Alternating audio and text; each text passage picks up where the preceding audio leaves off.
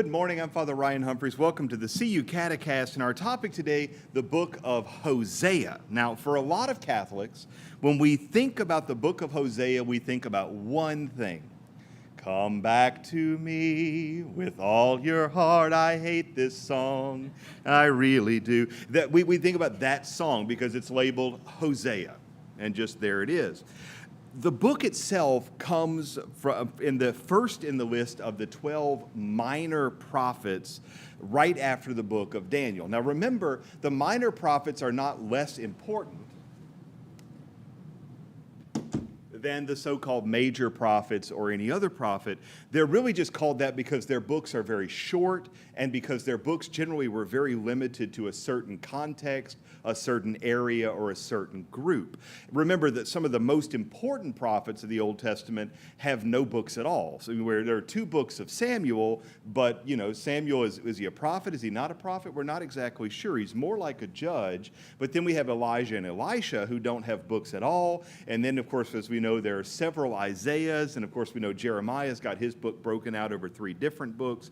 And so there's a lot of kind of fuzz in terms of importance of prophets. So the 12 minor prophets are shorter books. They are generally focused in on a specific topic or a specific community, as opposed to like Isaiah, whose prophecy kind of ends up being broadly universal. Now, the book of Hosea is named after its author, whose name was Hosea. He did his work for about 15 years, a relatively limited amount of time, beginning in 745 BC, and this is in the northern kingdom before the Babylonian exile. Remember, all of our major prophets, that's their big deal. Isaiah, Ezekiel, Daniel, and the other one, Jeremiah, are writing very much about the exile and the collapse of the kingdoms. But Hosea is writing earlier than that because there has not been the collapse of the kingdom yet. And in fact, he's writing during the reign of King Jehoram II. Now, Hosea and the prophet Amos, that we'll look at next time, they both did their work around the same time. The book of Hosea comes in 2 parts across 14 chapters. The primary theme is love and fidelity, specifically the love and fidelity that God has for his people. Now, you can read the first 3 chapters in about 4 minutes. They're very, very quick, and they are extremely bizarre. And so if you've read them before, you know this is wonky, but this is the way it is. The book starts with Hosea very quickly introducing himself, and then the Lord tells him, you need to go find a prostitute and marry her. This is a weird thing to do because in ancient Jerusalem, or in ancient Israel, they didn't marry harlots. They murdered them. They stoned them to death. But the Lord tells Hosea, look, you're doing this for a symbolic reason. So he goes and he finds this woman and he marries her. Gomer is her name, and she produces 3 children who have horrific names, symbolic names, one of which is like No Mercy, and another one is named after a place where the Jews kind of famously embarrassed themselves before the Lord, Jezreel. And then the other ones, and all of them have these really bizarre sounding Hebrew names because they are symbolic of the fact that the Lord's love reaches even into the sin and failure of the Jewish people. And so the first 3 chapters are meant to illustrate God's love for his people by representing it in the marital situation of Hosea and his wife. And it's worth noting that Hosea throughout his book is a sensitive but irascible man who goes from anger to mercy to anger quickly, because the Lord kind of wanted to make it clear to his people that that was the boat that God is in. God is fine with you, but if you screw up, God's going to hold you to account. And so as I said, we have the 3 children.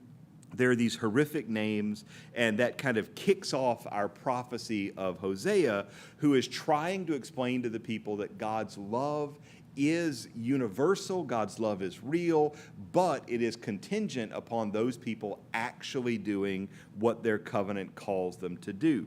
And so, of course, Hosea is going to take her back, but it's a bizarre situation. Some folks who will read this, especially read it in translation, will see in chapters 1 and chapters 3 and say, those seem like two different women that Hosea is marrying, but we don't have any sense of that. In the original, you get the very, very clear sense that this is the same woman with a bit of a poetic soliloquy in the middle in chapter 2. So when you read chapters 1 through 3, which are by far the most fascinating chapters of this book, you'll get in chapters 1 and 3 a somewhat a disjointed sense because of the translation that maybe this is one wife and this is another. But in reality, those first 3 chapters work together to describe this one intense symbolic situation.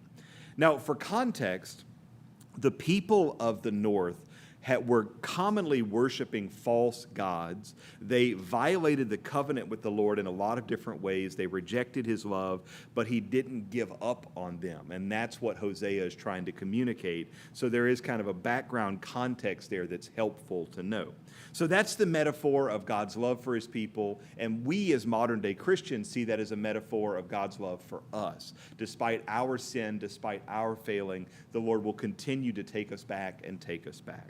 Now, part 2 covers the rest of the book, chapters 4 through 14, and this deals with Israel's crimes. It deals with their infidelity and the punishment that it's going to receive because of their sins, while referencing back to those first few chapters, especially the fact that Israel oppresses the poor and the defenseless. The Lord has absolutely zero time for people who oppress the poor and defenseless. Now, we should be careful not to use our modern kind of woke definitions of what oppressing the poor and the defenseless is. The Lord is not saying if you don't pay for someone to go to college that somehow or another you're oppressing the poor. There's a whole different set of kind of standards here. We're talking about people who are walking through the country, who live there for whatever reason, and are told, and that the local government says you can't do business with that person who's selling wheat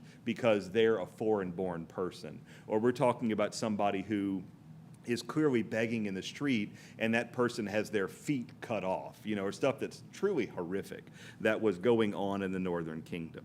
The book ends on a note of hope and reconciliation, because again, God wants to take Israel back if Israel will accept being taken back. God's love is everlasting. He's not going to abandon his people unless they utterly abandon him. And so what God expects of Israel is a covenant of love, or what we read in the book of Hosea as steadfast love, which means loyalty, it means fidelity. And he also wants them to know that he includes, that their sense of commitment to him includes an intellectual component as well as a doing. And this is actually a nice improvement over a lot of the earlier kinds of Judaism, where in the past, and even in the Pharisees and Sadducees, we get the idea that as long as you do your due, you're done. You pay your tithes, you jump through your hoops, you don't walk more than X number of steps on the Sabbath, and you're good to go. Very much the way that modern Islam sees religion. But here we see that there is a sense of the interior that has to be lifted up to God. We have the idea of, if you don't love me, if you don't, give your whole self to the Lord, then you're missing out. You're failing to offer what God wants. And so we have the marriage symbol, which is introduced by Hosea, that describes this relationship between the people, which is kind of a whole person relationship. And of course, we have the most famous quotation from Hosea that sums all of this up, which is Hosea 6:6, where he says, I desire steadfast love and not sacrifice, the knowledge of God rather than burnt offerings, where he basically says the interior gift of self is more important than jumping through the hoops in the exterior. Now, we should note that it's a little easy for Hosea to say this because the temple has not been destroyed. So by the time we get to Isaiah and Ezekiel and Jeremiah, they don't have as much of this sense because they cannot offer burnt offerings. They are unable to offer the Lord the sacrifices in the temple. And so they have no sense of humor at all about how, the Lord doesn't want sacrifice. Well, you're an idiot. The Lord does want sacrifice, and we can't give it to him. And when we get to the later minor prophets that come after the restoration of the temple, we'll start to get this idea again, where jumping through the hoops is not enough. It's good, but really the interior gift of self is necessary. And of course, that marriage symbolism at the beginning of the book really brings that out and comes together. The marriage symbolism as well is important in the New Testament. The book of Hosea is referenced about 4 times in the New Testament. Jesus is going to refer to himself as the bridegroom. He's going to, of course, do his first miracle at a wedding feast. And we're going to see in Matthew 9 as well as Matthew 12, Jesus is going to refute accusations made against him by specifically quoting Hosea 6:6 about how the Lord desires this interior gift of self, not just sacrifices or burnt offerings. And so that really is the whole of the book of Hosea. It's very short and it's very readable. The first 3 chapters you'll probably want to read once or twice because they are crazy. If you have anyone who knows Hebrew, the names themselves that are given to the children, which are not pleasant names, have a wonderful Hebrew alliteration. I can't pronounce them, but there was a professor, a monk at the Abbey, who was fluent in Hebrew, and he would pronounce these names, and it would be these kind of bizarre, lilting little things, and you kind of get the sense of God as having this word play with the people, which would not be any fun to be named that, because these kids were named that and lived their lives, but it is kind of a nice, quirky sort of thing.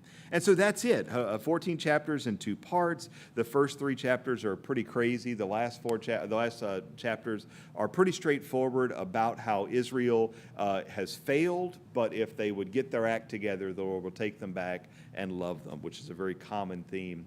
And so that takes us to the first of the 12 minor prophets, and we'll continue making our way through those for the next several months. And so that's all I have for you today. My name is Father Ryan Humphries. This has been the CU CateCast. I hope you have a great afternoon.